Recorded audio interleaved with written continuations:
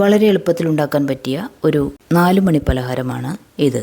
സാധാരണയായി നമ്മുടെ വീടുകളിൽ ഉണ്ടാകുന്ന കുറഞ്ഞ ചേരുവകൾ ചേർത്ത് ഉണ്ടാക്കുന്ന ഈ പലഹാരം കുട്ടികൾക്കും മുതിർന്നവർക്കും ഒരുപോലെ ഇഷ്ടപ്പെടും. ഈ പൊട്ടാറ്റോ ബോൾസ് ഉണ്ടാക്കാനായിട്ട് വേണ്ട ചേരുവകൾ ഞാനിവിടെ എടുത്തിട്ടുള്ളത് ഒരു ഉരുളക്കിഴങ്ങാണ്.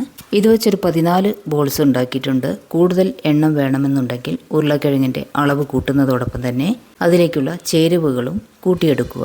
ഇനി ഈ ഉരുളക്കിഴങ്ങ് നന്നായി കഴുകി തൊലിയെല്ലാം കളഞ്ഞ് ചെറുതായി കട്ട് ചെയ്ത് ഒരു പാത്രത്തിലേക്കിട്ട് 1 ഗ്ലാസ് വെള്ളവും ചേർത്ത് ഒരു 10-15 മിനിറ്റ് ഒന്ന് കുക്ക് ചെയ്തെടുക്കണം. ഇത് വല്ലാതെ ഉടഞ്ഞു പോകേണ്ട ആവശ്യമില്ല, ഒരു പകുതി വേവ് മതിയാകും. ഞാനിവിടെ ഒരു 15 മിനിറ്റ് വെച്ച് വേവിച്ചപ്പോഴേക്കും ഇതിലെ വെള്ളമൊക്കെ വറ്റി പാകത്തിനുള്ള വേവ് ആയിട്ടുണ്ട്. ഇനി അഥവാ വെള്ളം വറ്റിയിട്ടില്ലെങ്കിൽ തന്നെ അതിൻ്റെ വെള്ളമെല്ലാം ഊറ്റിക്കളഞ്ഞാൽ മതി. ഇനി ഇതൊരു ഫോർക്കോ അല്ലെങ്കിൽ തവിയോ അല്ലെങ്കിൽ ഒരു ഗ്ലാസോ അങ്ങനെ എന്തെങ്കിലും വെച്ചൊന്ന് ഉടച്ചെടുക്കണം.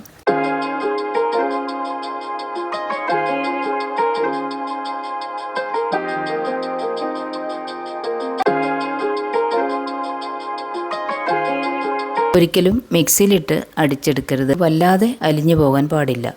ഇതിപ്പോൾ ഉടച്ചെടുത്തിട്ടുണ്ട്. ഇനി ഇതിലേക്ക് ഒരു 1/4 ടീസ്പൂൺ മഞ്ഞൾപ്പൊടി, 1/2 ടീസ്പൂൺ മുളക് പൊടി, പാകത്തിനുള്ള ഉപ്പ്, ഇനി ഇതിലേക്ക് 2 ടേബിൾ സ്പൂൺ അരിപ്പൊടിയാണ് ചേർക്കുന്നത്.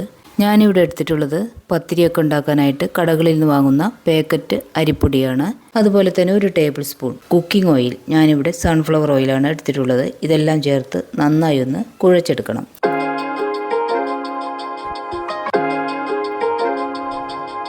ഇതെല്ലാം കൂടി ചേർത്ത് നന്നായി ഒന്ന് കുഴച്ചെടുത്ത ശേഷം ഇതുപോലെ ചെറിയ ഉരുളകളാക്കുക.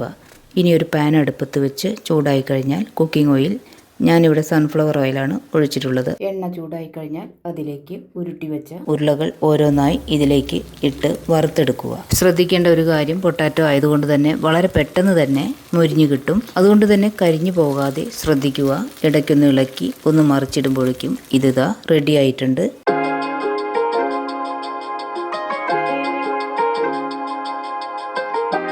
ഇപ്പോൾ നമ്മുടെ പൊട്ടാറ്റോ ബോൾസ് റെഡി ആയിട്ടുണ്ട്. ഇനി അടുത്തതും ഇതുപോലെ തന്നെ വറുത്തു കോരാം. ഇനി ഇത് വെറുതെയും കഴിക്കാൻ സ്വാദാണ്, അതുപോലെ തന്നെ ടൊമാറ്റോ സോസൊക്കെ ചേർത്ത് കഴിക്കാൻ നല്ല സ്വാദ് തന്നെയാണ്. അപ്പോൾ വീഡിയോ ഇത്രയേ ഉള്ളൂ. ഇഷ്ടപ്പെട്ടാൽ ലൈക്ക് ചെയ്യുക, ഷെയർ ചെയ്യുക, സബ്സ്ക്രൈബ് ചെയ്യുക. ഇങ്ങനെ വീഡിയോ ഒന്ന് സപ്പോർട്ട് ചെയ്യുക. താങ്ക്